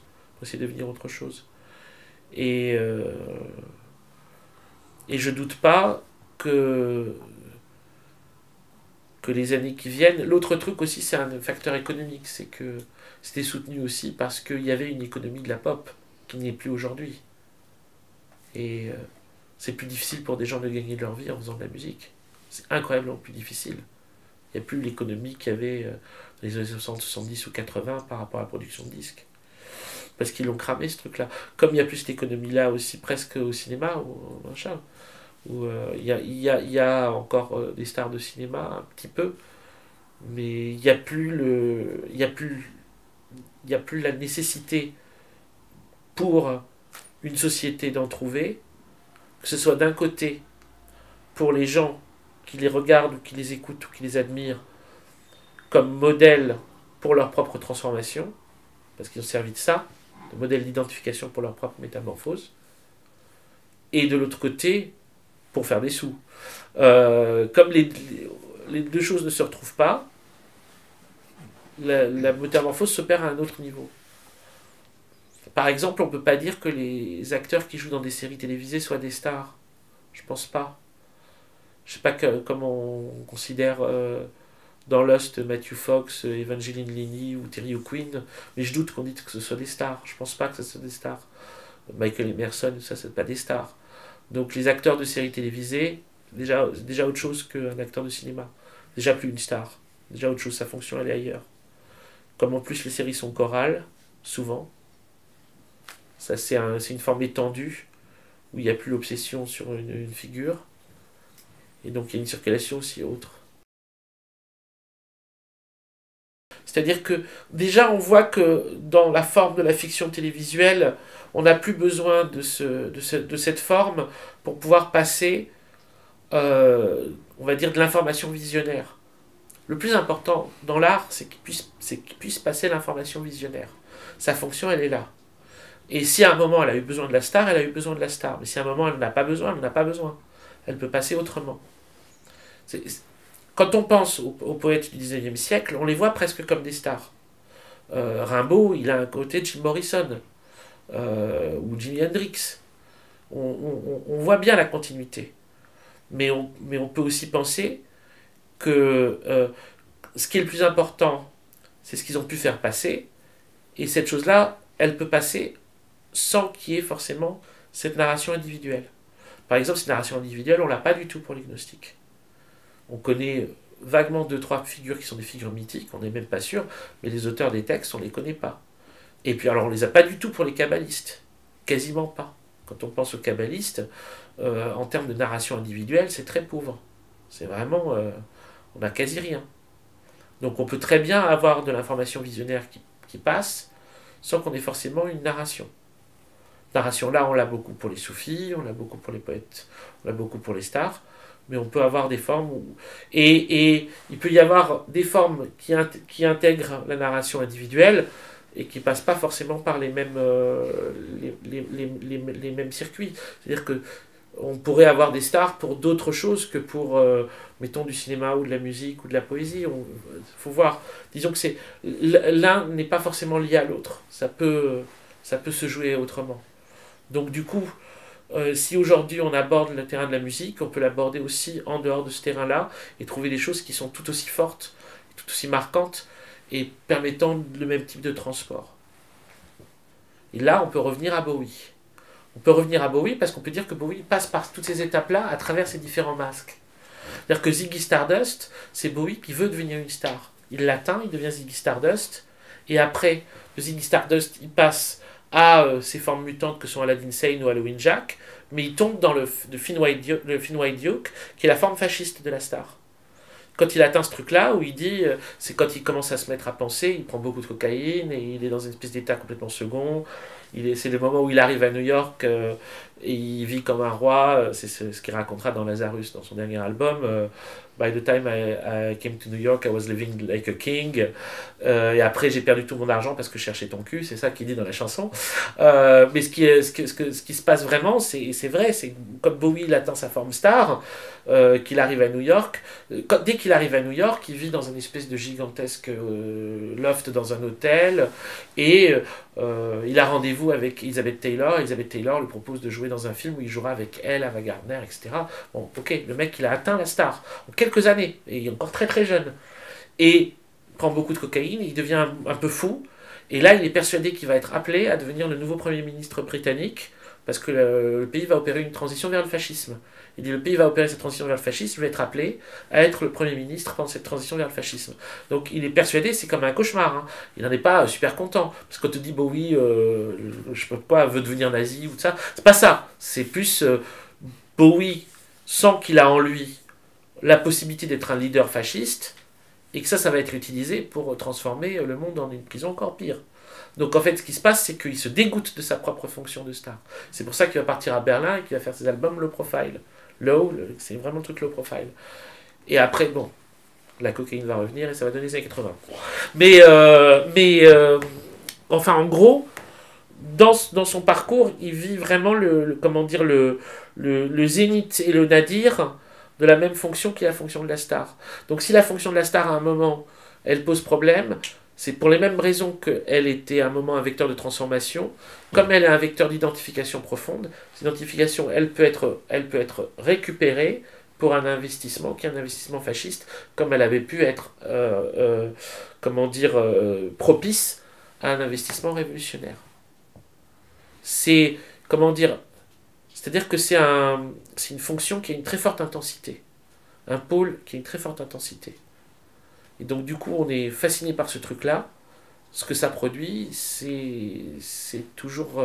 et on voit ces questions-là peuvent se poser dans de multiples moments de l'histoire, de multiples instances. Et on voit, c'est quand Artaud revient du Mexique, le moment entre le Mexique et l'Irlande, où il écrit une nouvelle révélation de lettres. À ce moment-là, Artaud, il est dans une espèce de pôle de fascination par rapport au nazisme et à Hitler. Même il écrira une lettre à Hitler. Donc, les plus grands poètes émancipateurs et tout ça peuvent aussi, à un moment, être pris et attirés par quelque chose qui est totalement leur contraire. Parce que c'est des intensités, et ces intensités-là, elles peuvent être très très mal polarisées. Elles peuvent tourner en autre chose. Donc quand on est loin et qu'on regarde ça de loin, on peut dire il aurait pas dû, ou il aurait dû faire ça, mais dedans, c'est plus complexe, parce qu'ils sont pris dans des flux visionnaires. Ces flux visionnaires peuvent devenir trompeurs à un moment. Ils peuvent aller trop vite, et donc du coup on ne suit pas et on ne comprend pas toutes les informations qui nous sont données. Donc il y a ce truc-là aussi. Les poètes ou les artistes, ils se branchent sur des canaux aussi. On peut dire qu'ils se branchent sur des canaux, et ce qu'ils ont à apporter, c'est souvent de l'information qui est une information qui va plus vite, qui va plus vite qu'eux-mêmes, qui va plus vite que leur conscience. Donc du coup, des fois ils rapportent des choses qui ne sont pas les bonnes choses.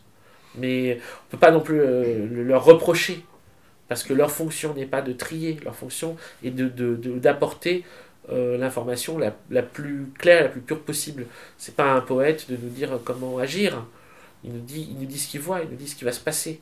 Et de ça, ça c'est plus la fonction, l'autre fonction, qui est la fonction, mettons, guide ou exégétique, ou qui est une fonction, on va dire, d'interprétation. Il y a toujours un pôle prophétique, visionnaire, et un pôle d'interprétation, qui est un pôle de tri des informations, et d'analyse des informations, et de dire, ok, ça peut vouloir dire ça. Dans un être complet, il doit pouvoir faire les deux. Et tous, on a les deux en nous. Mais après, comme tout, on a des pôles qui sont plus ou moins développés, quoi. Et quelqu'un qui développe énormément le pôle visionnaire ou prophétique, souvent développe peu le pôle analytique, interprétatif ou exégétique.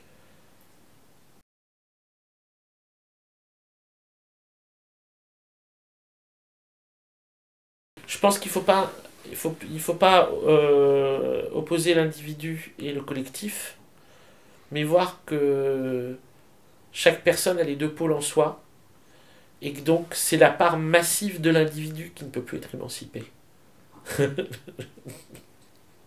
Et ça se remarque à quoi? Au fait qu'on est tous devenus si différents. Et du coup, il y a plus de différence dans la culture de deux personnes vivant à 20 mètres de distance que dans les années 60, deux personnes vivant à 20 pays de distance. C'est-à-dire que dans les années 60, en termes de musique, tout le monde connaissait Elvis, les Beatles, Chuck Berry, Little Richard, quasiment tout le monde. Quasiment le monde entier. Aujourd'hui, avec les groupes d'aujourd'hui, si ton coloc il connaît les mêmes que toi, t'as beaucoup de chance. Hein. S'il écoute les mêmes, c'est vraiment extraordinaire.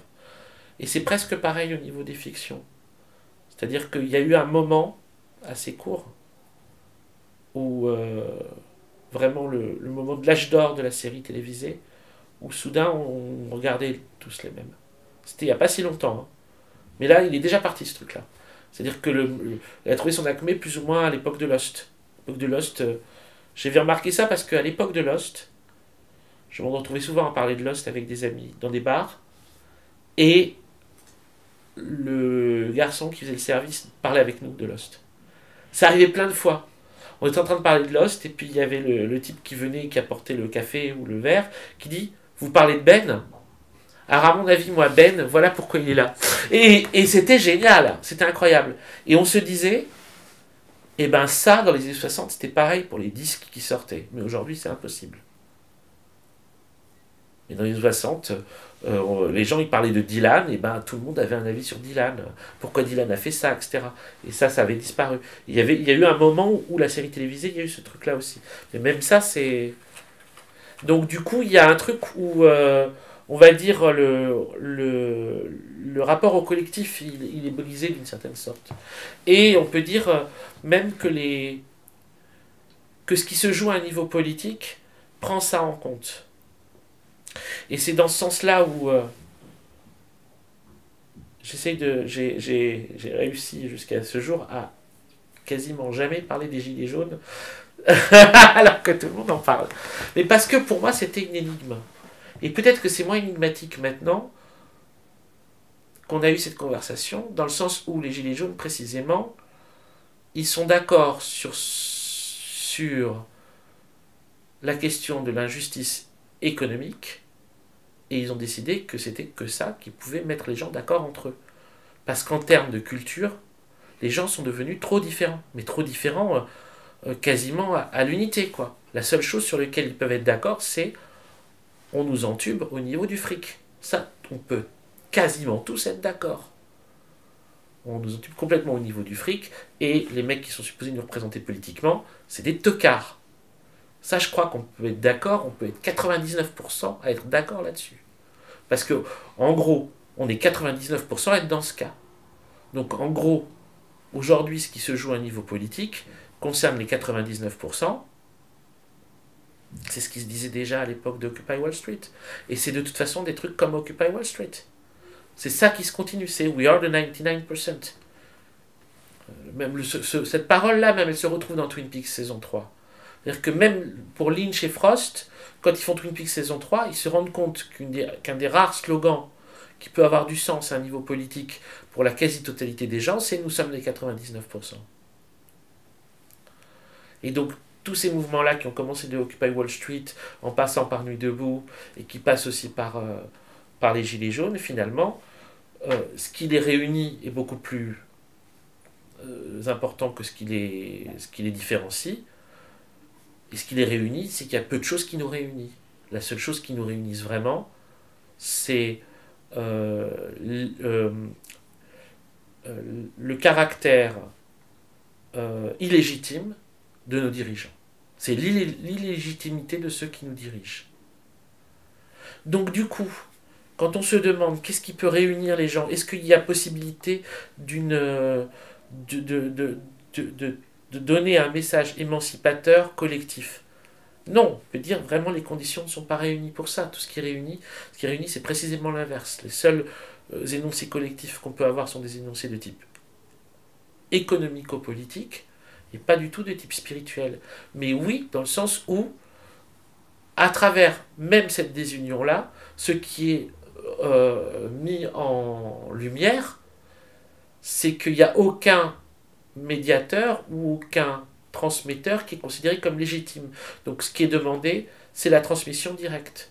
Donc dans ce sens-là, on peut dire les 99% sont tous des sans-rois. Potentiellement. Potentiellement. Est-ce que pour passer des 99% aux sans-rois, quel type de métamorphose cela nécessite? Je pense que ce que ça nécessite en premier lieu, et ça va être le plus difficile, ça va être véritablement la conscience, enfin comment dire, ce qu'il faudrait en fait, je crois, mais alors vraiment c'est un gros truc, c'est d'arriver à comprendre que la spiritualité n'a pas besoin de passer par le type de nomination hiérarchique qui a été à l'ordre du jour pendant l'histoire, tout le long de l'histoire. C'est-à-dire que la domination qui s'est jouée dans l'histoire au niveau des enjeux spirituels est contradictoire par rapport à la question même de la spiritualité. C'est-à-dire que ça a été, comment on dirait, la divinité des prises en otage par les religions. Et donc du coup, on a imposé à l'humanité une religion de seigneurs, une religion des seigneurs, une religion du Seigneur. Et si jamais il y a conscience qu'en réalité c'est un acte de supercherie du même type que les gens qui nous gouvernent ne sont pas légitimes à nous gouverner, ils font n'importe quoi, ils font que des conneries, donc on n'en veut pas, alors peut-être qu'à un niveau collectif, peut-être, donc l'âme individuelle de ce monde collectif, les âmes individuelles vont prendre conscience de la possibilité d'une divinité qui ne soit pas une divinité seigneuriale. Avec cette idée-là, une conscience de la magie peut aussi apparaître à un niveau global. Et j'ai l'impression que quelque chose est déjà en cours de route avec la question des sorcières. C'est-à-dire que ce qui s'est joué avec les sorcières, c'est le début d'une émancipation collective qui se joue chez les femmes. Que ça passe d'un côté par une lecture purement politique ou essentiellement politique comme celle de Mona Chollet, que ça passe par une utilisation visionnaire comme chez Chloé Delhomme, que se passe par la question de la magie comme chez Starhawk et tout ça, et donc de groupes de magiciennes, des groupes de femmes qui se font de la magie. Il y a plein de formes différentes. Mais en gros, pour moi, tout ça, ça renvoie à cette saison 7 de Buffy contre les vampires, le moment où Buffy décide de partager son pouvoir. Le moment où elle dit « Je ne suis plus l'élu, toutes les potentielles vont être activées à la fois. » Et l'idée, c'est la même chose qu'il faut penser à la fois pour la question de la sorcellerie ou de la magie au niveau, on va dire, de la pratique,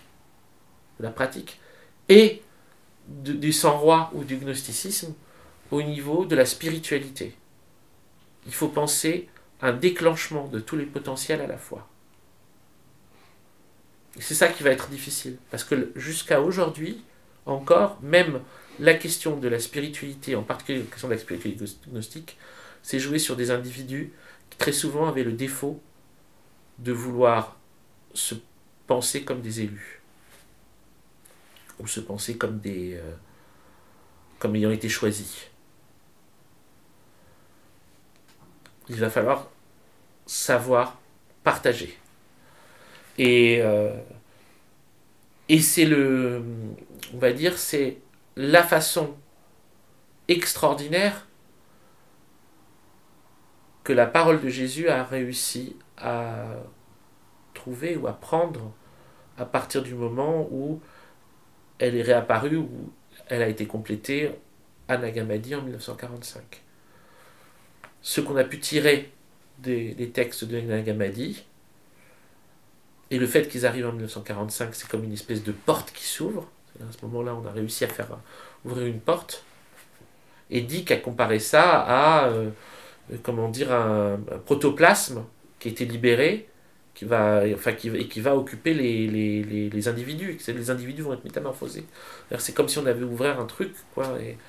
Et avec les textes de Nag Hammadi est sorti de la jarre le divin protoplasme ou un truc comme ça. On peut dire oui, il y a quelque chose de ça.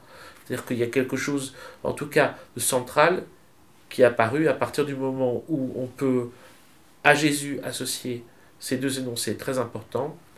Vous êtes une génération sans roi.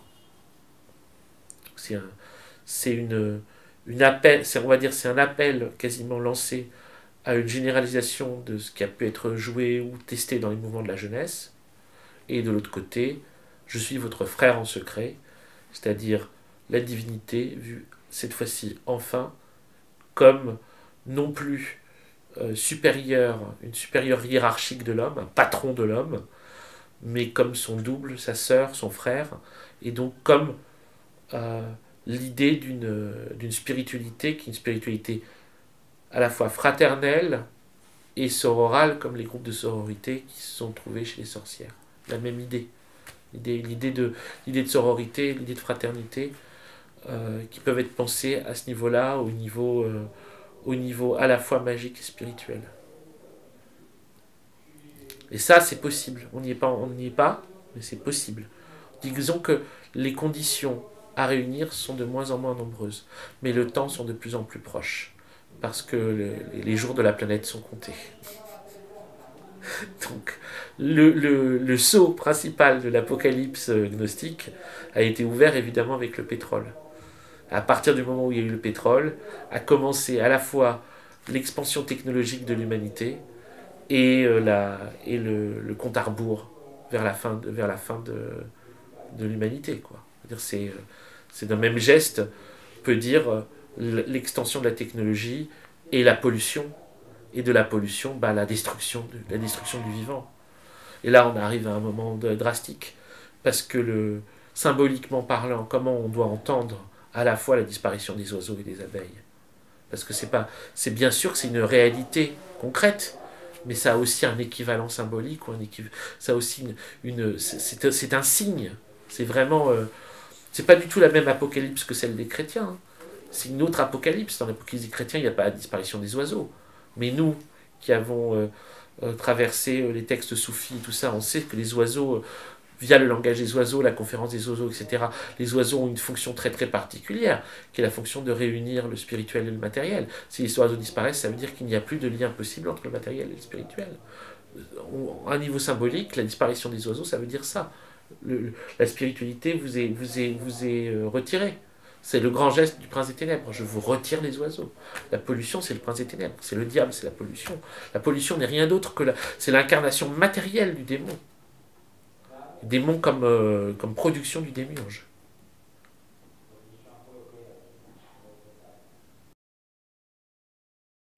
Alors, ce qui est très compliqué, c'est que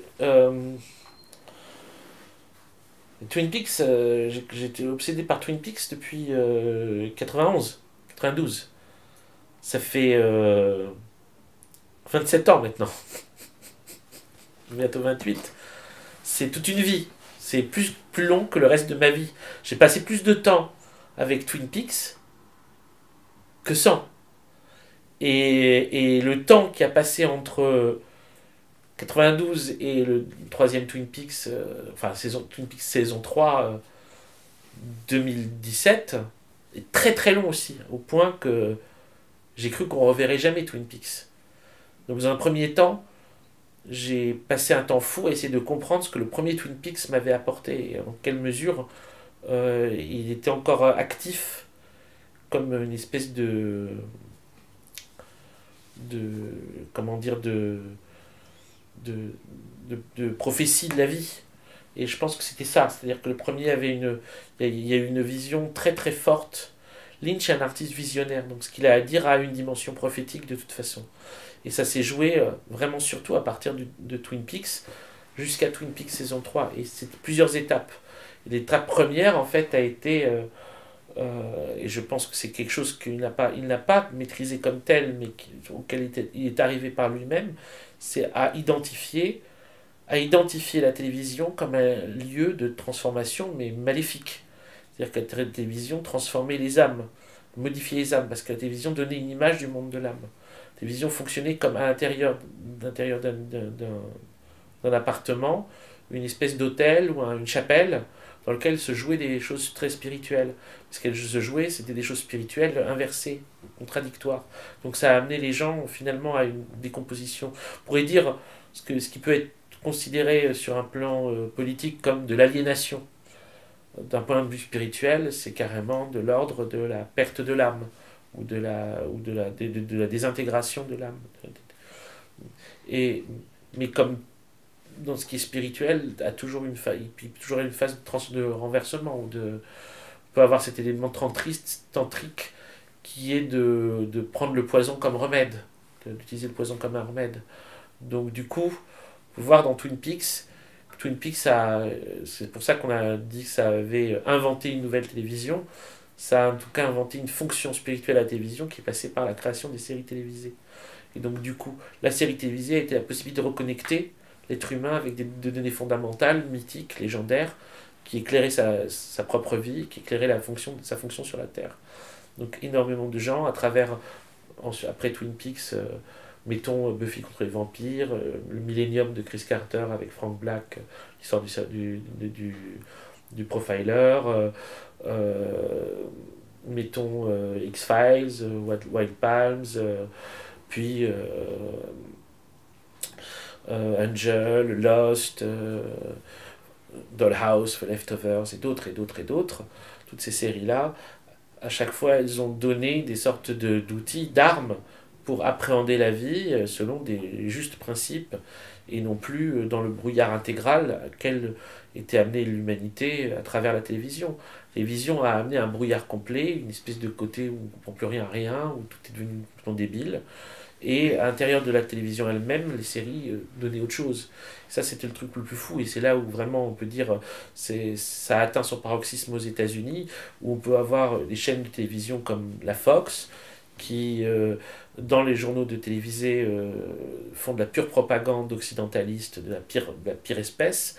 Et après, passe une série télévisée comme X-Files ou Dollhouse, qui, elle, déconstruit intégralement la propagande américaine, la propagande occidentale, et lui révèle son vrai visage, et nous dit aussi avec quelle arme on doit se battre. Donc on a vraiment avec la télévision on a vraiment l'impression qu'il y a les deux. On peut dire c'est parce qu'elle a atteint un statut qui est un statut du type du discours religieux, où le discours religieux, pour pouvoir tenir, est obligé d'utiliser aussi des éléments spirituels. Ces éléments spirituels sont aussi les armes qui nous permettent de le détruire ou de le déconstruire. C'est-à-dire que le christianisme a dû s'établir à partir de la parole de Jésus, parce que sinon personne n'aurait jamais voulu le christianisme s'il n'y avait pas eu Jésus. Le christianisme sans Jésus, c'est vraiment juste l'horreur totale, c'est une ignominie sans nom. Donc ils se sont basés sur une figure émancipatrice pour créer leur doctrine leur doctrine purement de manipulation mentale et de prison, mais en se basant sur une figure émancipatrice, ils ont toujours gardé au milieu de leur aliénation ou leur manipulation la clé qui nous permettait d'en sortir. Ils n'ont pas pu faire autrement. Et ça a été même comme une sorte de cachette idéale pour elles, de véhicule de transport idéal. Et donc on peut dire la même chose par rapport à la télévision et par rapport aux fictions. Quand Twin Peaks saison 3 arrive, la situation a complètement changé. Donc le Twin Peaks récent ne raconte plus la même chose que l'ancien. L'ancien a réalisé sa fonction historique. Et on peut dire celle-là, on n'a plus besoin d'y retourner. Le nouveau Twin Peaks, lui, vient parler de toute autre chose. Il vient aussi nous dire que les temps sont proches, qu'il faut se dépêcher. Il vient nous parler de l'urgence de regarder le monde en face parce qu'il est en train d'être véritablement détruit. Et il parle surtout de la pauvreté. C'est-à-dire que vraiment, s'il y a un sujet qui a l'air d'être plus important que tous les autres dans la saison 3 de Twin Peaks, c'est à quel point l'humanité est appauvrie par ses dirigeants. Les classes dirigeantes ont décidé d'appauvrir le reste de l'humanité. Et l'humanité, on peut dire, n'a jamais été aussi pauvre, aussi éloignée, aussi séparée des bénéfices de son propre travail qu'aujourd'hui. Je crois que je peux me tromper, mais je crois que c'est vérifiable historiquement. C'est-à-dire qu'on n'a jamais eu une humanité... Enfin, la différence entre les riches et les pauvres n'a jamais été aussi grande qu'aujourd'hui. Au Moyen-Âge, il y avait beau avoir des châtelains, ou des seigneurs et des paysans, on était très loin de ce qu'on a réussi à faire aujourd'hui entre les premières fortunes mondiales et le SDF, quoi. C'est du jamais vu. Jamais vu. Et donc du coup, cet élément qui est un élément, on va dire, économique et politique, a aussi une caractérisation spirituelle. On ne peut pas penser spiritualité sans penser cet élément-là, central. Donc la question, c'est qu'est-ce que ça veut dire de l'autre côté? Alors, qu'est-ce qu'on fait? Comment on envisage la suite? Qu'est-ce qu'on va réussir à faire pour pouvoir s'en sortir? Tout le Twin Peaks saison 3 est obsédé par cette question-là. Comment on fait pour s'en sortir? Sachant qu'il y a quelque chose de presque de logique ou de cohérent à ce que l'humanité en arrive là, à partir des décisions qu'elle a prises il y a 1 siècle, 2 siècles, 3 siècles. C'est-à-dire qu'il y a quelque chose de... C'est sur du temps long, ce chose-là s'est produite. Et donc du coup, comment on sort de cette domination-là? Et je dirais que Twin Peaks, le premier Twin Peaks annonçait quelque chose qui était de l'ordre d'une transformation au niveau culturel et d'un objet qui apparaissait, qui était véritablement un nouveau type de série télévisée, donc un nouveau vecteur, un canal pour de l'information visionnaire. La saison 3 prend acte que ce canal-là, il a accompli sa fonction historique, et il faut le relancer, mais autrement. Et ce qu'il nous demande, c'est encore autre chose. Je dirais qu'il y a ça.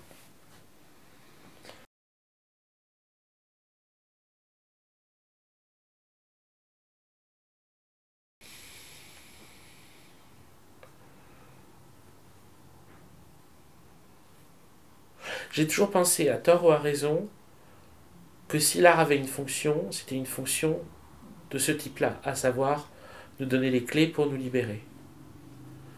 Que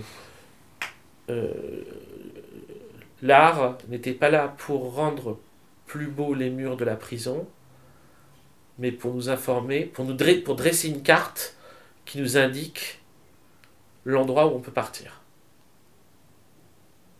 Donc que l'art avait quelque chose de l'ordre de la topographie, de la cartographie. Il essaye de dresser des chemins. À l'intérieur de ça, on doit avoir ce qu'on peut appeler des clés. Ces clés-là,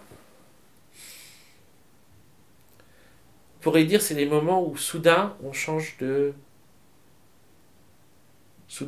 d'échelle, par exemple. On voit les choses à une autre échelle. Quand je parlais de Zappa tout à l'heure, Zappa, ce qu'il a fait sans cesse avec moi, c'est qu'il m'a fait changer d'échelle.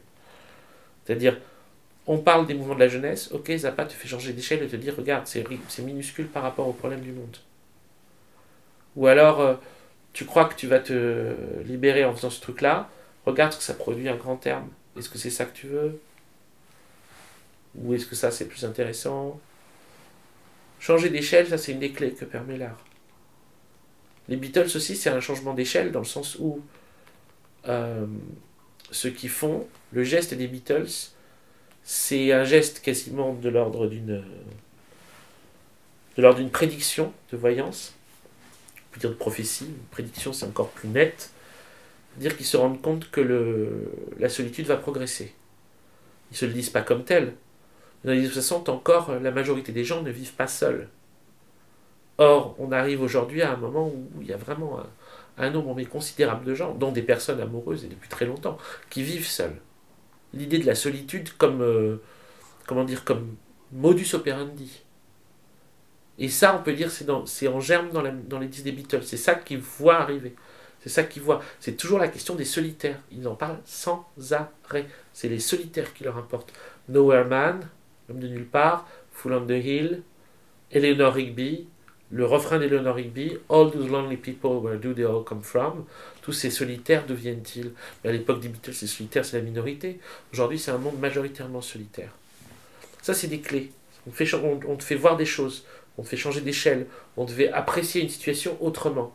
Parce que quelqu'un qui a l'impression d'être seul et de vivre seul et d'être malheureux dans sa solitude, d'un coup, on lui dit, oui, mais attends. Toi, ton cas, c'est le cas de tout le monde, en fait. Tu changes d'échelle aussi. Donc tu apprécies autrement ta situation. Et tu te soucies de ça d'une autre façon, avec un autre regard. Comme tu te dis, je suis victime d'injustice, je suis victime d'injustice, et tu commences à te rendre compte que les autres aussi vivent des injustices. Et tout le monde vit des injustices. Et alors, quelle est la source de l'injustice? Comment fonctionne ce monde dans un monde où l'injustice est la règle et la justice est l'exception? Qu'est-ce qu'il faut faire dans un monde où l'injustice est la règle et la justice est l'exception? Et comment on justifie l'action de la justice dans un monde où la justice est l'exception? Ça, c'est des choses essentielles, et ça, c'est des clés que peut apporter l'art, la fiction, etc., la poésie. C'est des clés. C'est des clés. Là, je donne des choses qui sont vraiment purement liées à la façon de vivre sur Terre. Après, on a des clés qui sont à un niveau, on va dire, beaucoup plus dingue. Mais ça, alors vraiment, c'est des trucs, tu ouvres des portes et tu sais pas... toute ta vie, elle est changée pour toujours, mais tu sais même à peine comment en parler aussi. Grosso modo, quand l'art commence à te montrer les circuits, où là, tu commences à apercevoir le fonctionnement, les circuits du temps, les labyrinthes de l'âme. Et moi, j'ai mis du temps avant de commencer à les voir, vraiment. Je peux dire, j'ai commencé à les voir au moment où j'ai écrit mon dernier essai publié à ce jour, Sycomore Sycamore. Sycomore Sycamore, j'ai commencé à comprendre que la nature cyclique du labyrinthe, ce que j'ai fini par appeler avec une espèce d'ironie mauvaise, le samsara pourri du mauvais démiurge, quoi, le samsara pourri du démiurge, l'idée d'un phénomène, d'un fonctionnement cyclique de la vie, quelque chose qui est encore en accord avec les métampsychoses, mais avec un retour permanent de la configuration de souffrance. Ce truc-là, on peut le retrouver un peu partout. Et j'ai mis du temps avant de le voir, et en fait, au moment où j'ai commencé à le voir, c'est au moment où j'ai commencé à voir que dans mes livres, je le refaisais. C'est-à-dire ce qui s'est passé dans Sycomore Sycamore, qui était très très particulier. J'ai une espèce d'épiphanie, on pourrait dire. Sycomore Sycamore, je ne sais pas, mais oui, une sorte d'épiphanie. C'est-à-dire que j'étais en train de traiter d'un sujet, le sycamore, l'amour malade. En traitant ce sujet, je me rends compte que, en fait, ce dont il parle, c'est du fait que on est presque conditionné à revivre en permanence un même circuit amoureux, et qu'on va répéter ce même circuit amoureux. Là, j'invente rien, c'est des trucs que la psychanalyse a analysé, tout ça, plein de gens l'ont analysé. Pour moi, Shakespeare l'a analysé mieux que tout le monde.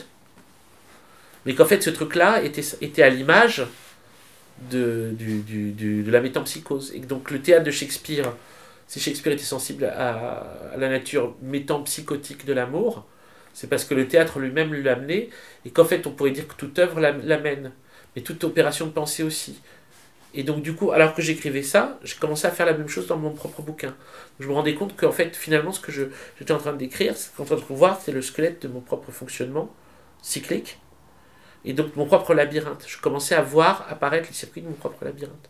Et c'est la confrontation à la fois d'œuvres que je connaissais précédemment, d'un sujet qui m'a obsédé, enfin d'un épisode personnel de ma vie, un amour malade qui m'a obsédé, et des clés donc, de Shakespeare. Les clés de Shakespeare, ça a été de révéler en fait comment dire, la façon dont ce truc-là fonctionnait, et à partir du moment où on se rendait compte que ce truc-là se répétait, fonctionnait et se répétait, de commencer à le retraverser, mais de façon lucide et consciente, parce qu'en le retraversant de façon lucide et consciente, on avait la possibilité, peut-être, de trouver les éléments qui nous avaient échappé les fois précédentes et qui sont les clés. C'est comme l'idée qu'on revoit souvent un film, on revoit plein de fois un film, plus on revoit un film, plus on voit des détails qu'on ne voyait pas avant, et dans ces détails qu'on ne voyait pas avant, on voit peut-être les amorces, les outils de libération qui ont échappé même au personnage. Et en fait, on revoit un film pour trouver des clés pour sortir du film. Ça, c'est ce qu'on voit vraiment bien dans le film de Rivette, c'est Les Gilets vont en bateau, mais ce film de Rivette, Les Gilets vont en bateau, en fait, a une espèce de résonance complètement folle qui fait que j'ai l'impression qu'à lui seul, il est une espèce de vecteur d'explication de tous les autres films, quasiment. C'est le film qui explique tous les autres films. À peu de choses près, ce serait ça. C'est-à-dire que dedans, les deux héroïnes, les deux sorcières, revivent en permanence un même récit, comme le spectateur pourrait revoir un même truc. Elles le revivent de telle sorte que ça les laisse stupéfaites, en stupeur, en état machin, jusqu'au moment où elles décident d'être actives dessus. Et elles décident d'être actives dessus à partir du moment où elles cessent de se poser des mauvaises questions sur ce qu'elles ont vu. La mauvaise question sur ce qu'elles ont vu, c'est laquelle des deux femmes a tué la petite fille. Et ça, on n'en a rien à foutre. Il faut se dire ça. Parce que dedans, c'est l'histoire d'un meurtre de petite fille, il y a deux suspects. Et elle dit c'est laquelle, c'est la blonde ou la brune, c'est la blonde ou la brune. Et en fait, on n'en a rien à battre. Ça, c'est vraiment la fausse question. La vraie question, c'est comment on sauve la petite fille. Si tu revis une même histoire en permanence, ton problème n'est pas de trouver le coupable. Ton problème est d'empêcher le crime d'advenir. Et donc c'est ça. Ça, c'est aussi un espèce de message pour l'avenir que le film fait. C'est-à-dire, arrêtez de vous poser la question de la faute à qui si j'en suis là aujourd'hui. Essayez de sauver les enfants. Et ça, c'est le point commun entre Rivette, Marvin Gaye, Twin Peaks, etc. Save the Children.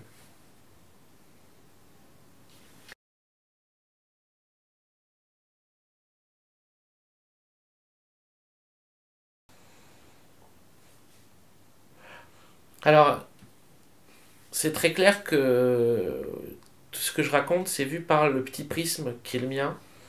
Et donc, il y a énormément d'éléments qui non seulement m'échappent, mais m'échapperont toujours.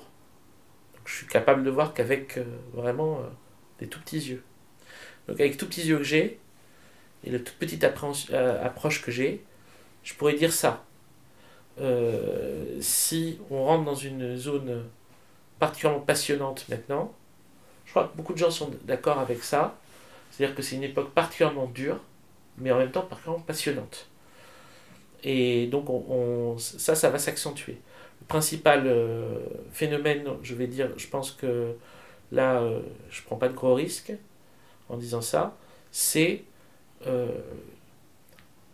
décréter absolument illégitime toutes les personnes qui veulent être aux commandes. Et ça, on va dire que c'est totalement totalement conscient en France, mais je pense que ça l'est dans un bon nombre de pays. C'est-à-dire qu'il y a un côté, tout chef est un mauvais chef. Et donc ce truc-là va devenir assez capital, dans le sens où en même temps, ça veut dire que toute personne bonne ne veut pas prendre le pouvoir, ou ne veut rien qui ressemble à ça. Et donc du coup, comment on fait pour abolir les possibilités du pouvoir? Et ça, c'est cette zone-là de grands conflits arrive si tard, c'est-à-dire que déjà, les éléments qui amènent l'extrême précarité de la possibilité de vie sur Terre sont là. Donc du coup, on se dit, ce qu'il faudrait, le temps qu'il faudrait pour pouvoir réfléchir et pouvoir mettre ça en place, il nous le manque. Donc on est dans un espèce de sentiment d'urgence. Donc ça va créer un moment d'incroyable chaos. Le bon côté de ce moment de chaos, parce qu'il n'y a pas que des mauvais côtés. Le mauvais côté, on le sait, c'est l'appauvrissement de tout le monde, mettre les gens dans la misère, renforcement de l'état policier, renforcement de l'état militaire, enfin, grosso modo, l'espèce d'horreur totale qu'il y a à notre petit niveau en France, on voit, mais qu'on voit dans le monde entier, c'est-à-dire, on va dire, une extrême droitisation du monde. Une extrême droitisation du monde, une fascistisation du pouvoir mondial. Face à ça, pour les 99%, l'accès à une conscience de plus en plus ample de tout ce à côté de quoi on est passé à force de faire confiance. On a fait confiance à des supérieurs hiérarchiques qui nous ont raconté des cracks, globalement. Ces cracks-là, ils y croyaient peut-être eux parce qu'elles marchaient pour eux, mais je crois que surtout ils savaient que peu importe que ce soit vrai ou faux, c'était dans leur intérêt. Et face à ça, on a la conscience de cette puissance. Donc, je ne peux pas imaginer l'avenir autrement que d'un avenir où il va y avoir énormément d'apprentis sorciers, dans le bon et dans le mauvais sens du terme. Une espèce de magie pratique, un peu délirante, qui peut avoir des très bons côtés et aussi des mauvais côtés, c'est-à-dire que l'apprenti sorcier fait des conneries aussi. Et donc tout ça, je vois vraiment ce truc-là. En gros, pour simplifier, à la fois une horloge qui n'arrête pas de nous dire les temps sont proches parce que la planète va craquer. Donc les catastrophes écologiques et catastrophes climatiques, etc., disparition des espèces et tout ça en accélération, qui s'accélère. De l'autre côté, un durcissement du pouvoir parce qu'il y a une conscience de plus en plus grande chez les autres de la nullité du pouvoir. C'est-à-dire qu'à partir du moment où on a un peuple qui joue pas le jeu de mentir, qui fait pas semblant d'y croire, on a des hommes de pouvoir qui vont pas faire semblant d'être polis. En gros, plus il y aura de gens qui diront Macron démission, plus Macron deviendra dégueulasse. C'est normal. C'est comme ça. Macron n'est rien. C'est vraiment... on le regrettera. Face à ce qui peut arriver. On regrettera. C'est rien. C'est un épiphénomène en tant que personne. C'est dire ça. Plus on se rend compte qu'il est illégitime, plus il va devenir violent. Plus on se rend compte que les hommes de pouvoir sont illégitimes, plus les hommes de pouvoir vont devenir violents, vont devenir méchants. Parce que moins on fera semblant de les aimer, moins ils font semblant de nous aimer. Règle. Comme dans des relations humaines, en fait. Comme dans des relations humaines. Plus on voit on voit la nullité de quelqu'un, moins cette personne ne fait des efforts vis-à-vis de nous. Et donc du coup ça va devenir de plus en plus tendu, de plus en plus violent. Et du coup l'irrationnel va réapparaître. Il va réapparaître de façon très dingue. Et du coup, par rapport à ça, on aura plus la possibilité. C'est une possibilité, je ne sais pas si elle aura lieu ou pas. La question est dans quelle mesure on peut arriver à une conscience collective assez rapide des enjeux spirituels, alors qu'il reste si peu de temps pour les humains. C'est ça la question. Vu le temps si court qu'il y a, est-ce qu'il y aura le temps de se réapproprier véritablement ce truc-là, sachant que comme moi je ne crois pas à la fin de la vie dans cette manifestation-là, c'est-à-dire que, mettons, si jamais c'est la fin de ce monde, mais les mondes ils sont multiples et innombrables, c'est-à-dire qu'on passe dans une autre dimension, collectivement on passe dans une autre dimension. Cette dimension-là, par contre, elle est tributaire du bordel qu'il y a eu dans celle-là, c'est-à-dire que si jamais on fait exploser cette planète, si jamais il y a des bombes atomiques et que ça tout explose et qu'on meurt, ben on revient tous dans un autre domaine de manifestation, mais on revient avec tout ce bordel-là. C'est-à-dire qu'on revient dans un univers encore plus... et donc la libération encore plus loin. Donc, comment on arrive Mais la conscience progressive, globale de ces éléments-là, le fait qu'à travers des fictions, à travers des livres, à travers des morceaux de musique, à travers de la poésie et de l'art, la conscience des labyrinthes, la conscience des circuits, la conscience du samsara, la conscience de ces choses-là reviennent, il y a une possibilité d'une humanité qui a enfin accès à la véritable source, chose qu'elle n'a jamais eue. C'est-à-dire ce qui s'est joué en 1945 à Nagamadi, après-guerre. Après-guerre, Nagamadi, arrivent les textes gnostiques. Ce qui se joue à ce moment-là, c'est un truc que l'humanité n'a jamais eu accès. L'humanité n'a jamais eu accès qu'à une version contrôlée de la spiritualité. Là, on lui donne une version non contrôlée, une version non trafiquée. On l'a à l'état brut, à l'état pur. Qu'est-ce que ça peut donner, on ne sait pas encore. Mais quelque chose s'est mis en place, quelque chose a commencé. Quelque chose a commencé dans la pop, quelque chose a commencé dans la science-fiction, quelque chose a commencé dans les séries télévisées, quelque chose a commencé dans les réflexions, dans la pensée, quelque chose a commencé dans la circulation des idées et dans le changement des mœurs. Et ces mœurs ne sont pas encore complètement réalisées. On n'est pas encore ces personnes-là. On n'est pas encore ces 100 rois accomplis. Mais on sent que c'est pas loin, que c'est de moins en moins loin, que quelque chose, ça frappe à la porte. Et c'est au milieu de ce moment de guerre et de terreur que cette anamnèse peut avoir lieu à un niveau collectif. Donc à la fois guerre totale et anamnèse collective. Mais évidemment, tout le monde voit midi à sa porte. Et ça, c'est mon midi à moi, donc bon.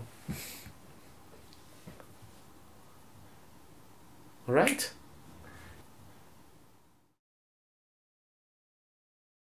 J'ai jamais dit ces choses-là avant, hein. Vous vous rendez compte? Là, c'est vraiment l'interview finale. Je peux mourir demain, même avec ce truc-là. Vous vous rendez compte, hein? C'est assez dingue, hein? C'est vraiment bizarre pour moi, hein. Je maîtrise à peine, hein, ce que je dis là, hein. C'est vraiment des trucs... Ça te va, toi, on peut mettre ça, on peut diffuser ça. Ah bah carrément. Carrément. Il le faut.